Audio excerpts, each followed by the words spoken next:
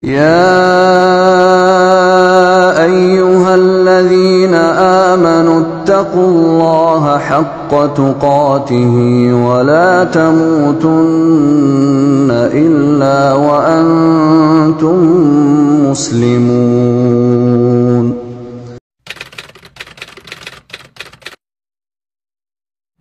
Assalamualaikum warahmatullahi wabarakatuh. Bismillahirrahmanirrahim. Alhamdulillahirabbil alamin wassalatu wassalamu ala khatamil anbiya'i wal mursalin nabiyina Muhammadin wa ala alihi wa ashabihi ajmain, amma ba'd.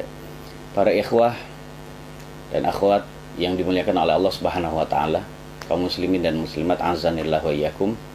Ini adalah permasalahan yang memang diyakini oleh golongan Islam Jamaah sebagai suatu kewajiban yang benar-benar harus mereka tetapi, karena keyakinan yang keliru dan serampangan ini menyebabkan mereka mengalahkan sesuatu yang sebenarnya lebih wajib bagi mereka dibandingkan apa yang sudah mereka lakukan. Tentang masalah infak persenan, mereka golongan Islam Jamaah berdalil dengan firman Allah Subhanahu wa taala yang mulia, wa mimma razaqnahum yunfiqun. Sebagian dari rezeki yang kami berikan pada mereka, mereka mau menginfakannya. Ayat yang semisal ini sangat banyak di dalam Al-Quran. Namun perlu diingat jamaah sekalian, kaum muslimin dan muslimat azanillahu wa iyyakum, bahwasannya ayat ini harus ditafsirkan dengan ayat dan juga hadis Nabi yang lain. Sebab ayat yang satu dengan yang lain itu adalah saling menafsirkan. Dan juga ayat Al-Quran seringkali ditafsirkan oleh hadis Nabi yang mulia Sallallahu Alaihi Wasallam. Oleh karena itu, kalau kita kembali kepada tafsir Al-Quran yang lain, maka kita mengetahui bahwasanya penjelasan infak itu, yang termasuk sifat orang yang beriman adalah mereka mau menginfakkan, membelanjakan harta yang sebagian yang kami telah berikan kepada mereka. Itu dilihat dari ayat yang lain. Di antara ayat Allah Subhanahu Wa Taala yang mulia yang menjelaskan tentang tafsir ini, ya karena ayat yang tadi kami bacakan itu adalah ayat yang tidak menjelaskan kepada siapa mereka menginfakkan hartanya, kepada siapa, ke jalan mana. Allah Subhanahu wa taala menafsirkan ayatnya di ayat yang lain, masih dalam surat yang sama, surat Al-Baqarah ayat 215. Yas'alunaka madza yunfiqun. Mereka, wahai Muhammad, bertanya kepada kamu tentang infak yang mereka keluarkan. Artinya mereka bertanya kepada kamu kepada siapa mereka harus bersedekah dan menginfakkan sebagian dari harta mereka. Qul ma anfaqtum min khairin falil walidaini wal aqrabina wal yatama wal masakini wa ibnis sabil. Katakanlah wahai Muhammad, ini termasuk tafsir ayat, pemirsa sekalian. Katakanlah wahai Muhammad, kebaikan apa saja yang kalian nafkahkan, yang kalian infakkan, maka itu diperuntukkan bagi kedua orang tua kalian, bagi sanak famili kalian, bagi anak-anak yatim, orang-orang miskin, dan ibnu sabil. Wa ma taf'alu min khairin fa innallaha bihi alim. Dan kebaikan apapun yang kalian perbuat, maka itu Allah pasti akan mengetahuinya dan Allah akan membalas dengan kebaikan. Nah, inilah jamaah sekalian dirahmati oleh Allah Subhanahu wa taala, bahwasannya tafsir dari firman Allah tersebut yang tadi yang pertama itu ditafsirkan dengan firman Allah yang ini. Bahwasannya yang utama adalah kalau kita menginfakkan harta kita kepada orang tua, kemudian kepada sanak famili dan lain-lain yang disebutkan dalam surat Al-Baqarah ayat 205 itu. Kemudian golongan Islam Jamaah juga berdalih bahwasannya ayat itu mansukh dengan ayat zakat, seperti yang kita sudah pelajari dahulu. Maka kita katakan bahwasannya ucapan mereka itu dibantah oleh Al-Imam Ibnu Jarir, Al-Imam Ibnu Jarir Muhammad bin Jarir At-Tabari dalam kitab tafsirnya jamaah sekalian, bahwasannya jadi klaim yang mengatakan bahwasannya ayat ini mansukh adalah tidak benar. Karena ayat ini bisa bermakna yang dimaksud dengan infak adalah menginfakkan atau membelanjakan sesuatu yang tidak wajib kepada orang lain. Maksudnya menafkahi kepada orang yang tidak wajib kita nafkahi. Jadi seperti itu jamaah sekalian. Nah, karena berdasarkan juga firman Allah yang lain jamaah sekalian, itu surat Al-Baqarah juga ya. Allah Subhanahu wa taala berfirman surat Al-Baqarah itu ayat 177. Wa atal mala ala hubbihi dzawil qurba wal yatama wal masakina wa ibnas sabili wasailin wa fir riqab. Termasuk sifat orang yang beriman, dan ini termasuk bir keperbuatan baik, adalah seseorang mau memberikan harta yang masih dia cintai ya kepada orang yang masih memiliki hubungan kerabat, kepada anak yatim, orang-orang miskin dan sebagainya. Inilah termasuk tafsiran dari ayat. Ayat yang kedua yang termasuk tafsir dari ayat yang pertama tadi. Jadi seperti itu jamaah sekalian. Jadi inilah yang menyebabkan ayat yang pertama itu yang masih bersifat umum ditafsirkan dengan ayat-ayat yang lain. Jadi tidak bisa seseorang menentukan sendiri kepada siapa, kepada pemimpinnya sendiri, tidak benar demikian. Nah ternyata dari dua ayat firman Allah tersebut yang menafsirkan ayat yang pertama, itu ternyata juga ditafsirkan oleh hadis Nabi yang mulia sallallahu alaihi wasallam. Nabi kita sallallahu alaihi wasallam juga pernah memerintahkan para sahabatnya untuk bersedekah. Nabi alaihi salatu wasallam bersabda dalam hadis yang diriwayatkan oleh Imam Abu Daud, Imam An-Nasai, ya, dari sahabat Nabi Abu Hurairah, beliau bersabda, "Tasaddaqu, bersedekahlah kalian." Kemudian ada seorang laki-laki yang berkata, "Ya Rasulullah, indi dinar." Saya memiliki dinar wahai Nabi. Saya memiliki uang. Nah, gitu ya. Kemudian jawaban Nabi adalah, "Tasaddaq bihi ala nafsik." Sedekahilah dirimu. Sedekahilah dirimu. Kemudian laki-laki itu berkata, "Indi akhar." Saya memiliki dinar yang lain. Saya masih memiliki lebihan yang lain setelah untuk diri saya. Kemudian Nabi bersabda, "Tasaddaq bihi ala zaujatik." Ya, sedekahilah, maksudnya nafkahilah istrimu. Kalau masih ada lebihan dari kamu, masa sedekahilah dan juga nafkahilah istrimu. Kemudian laki-laki itu berkata, "Indi akhar." Saya masih memiliki yang lain wahai Nabi. Saya masih memiliki lebihan yang lain. Kemudian Nabi bersabda, "Tasaddaq bihi ala waladik." Nafkahilah anakmu. Kemudian laki-laki itu berkata, "Indi akhar." Saya masih memiliki yang lain juga. Saya masih punya lebihan wahai Nabi. Kemudian Nabi bersabda, "Tasaddaq bihi ala khadimik." Nafkahilah pembantumu. Pembantumu dikasih gaji gitu tadi. Kemudian laki-laki itu berkata, "Indi akhar." Saya memiliki lebihan yang lain. Kemudian Nabi SAW, "Anta absar." Jadi Nabi bersabda, "Anta absar." Jadi kamu lebih mengetahui kepada siapa uang itu harus kamu berikan. Jamaah yang dirahmati oleh Allah Subhanahu wa taala, hadis Nabi yang mulia ini menunjukkan bahwasannya yang lebih kita utamakan adalah orang terdekat dengan kita. Yang pertama tentu saja diri kita. Yang kedua adalah istri kita, anak kita. Kemudian setelah itu pembantu kita, dan terserah setelah itu. Tentu saja adalah orang tua berdasarkan ayat yang tadi. Kalau memang mereka termasuk orang yang perlu dan wajib kita nafkahi.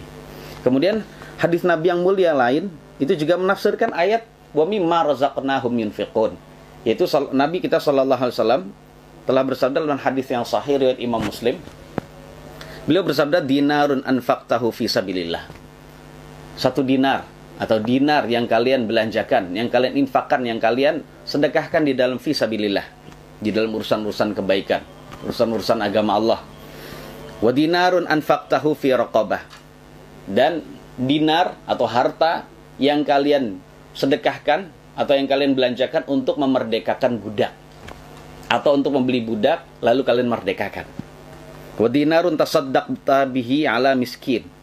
Dan dinar yang kalian sedekahkan untuk orang miskin. Wa dinarun anfaqtahu ala ahlik.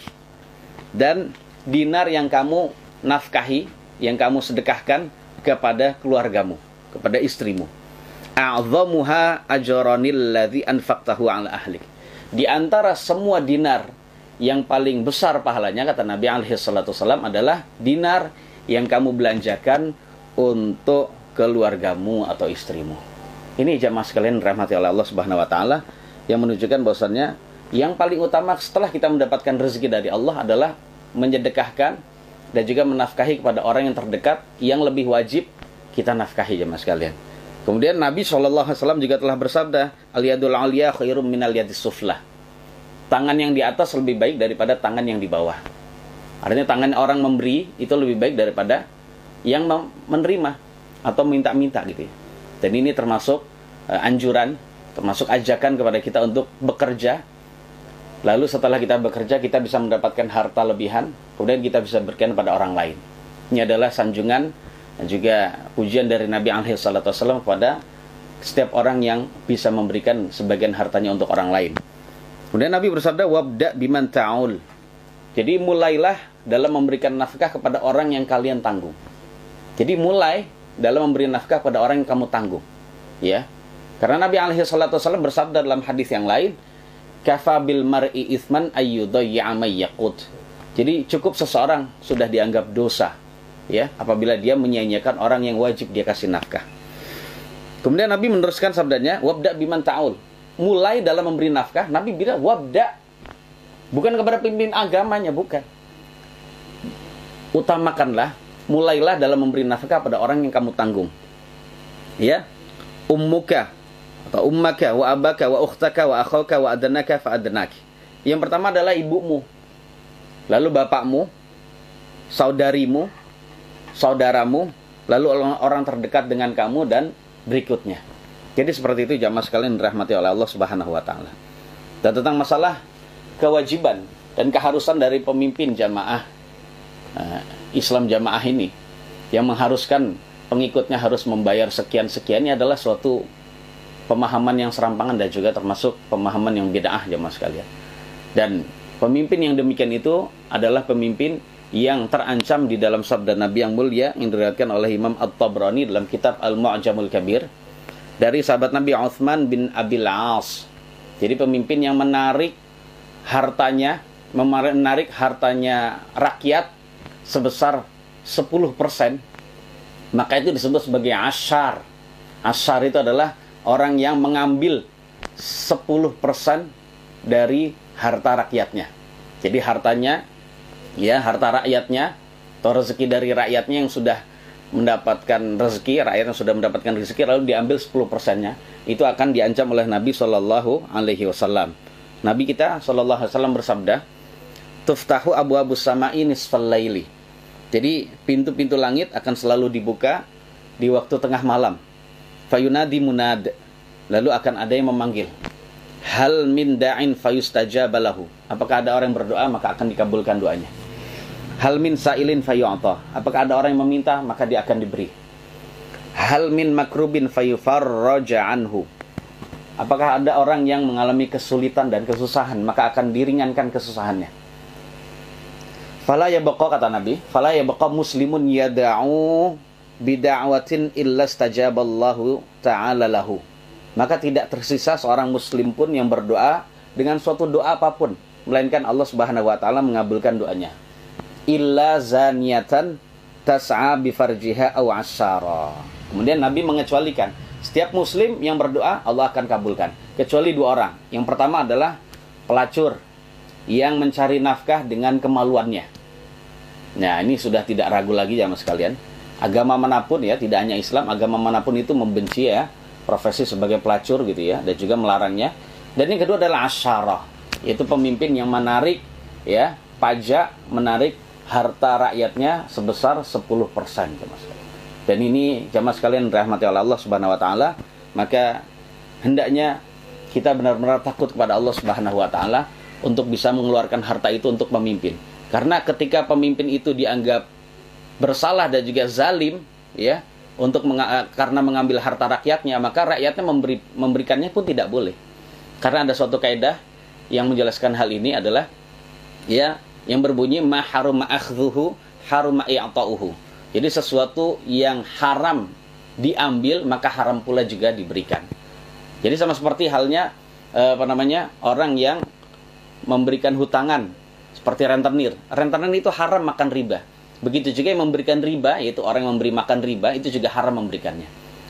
Jadi pemimpin akan mengambil harta haram dari rakyatnya. Karena ini adalah mengambil harta yang tidak ada dalilnya.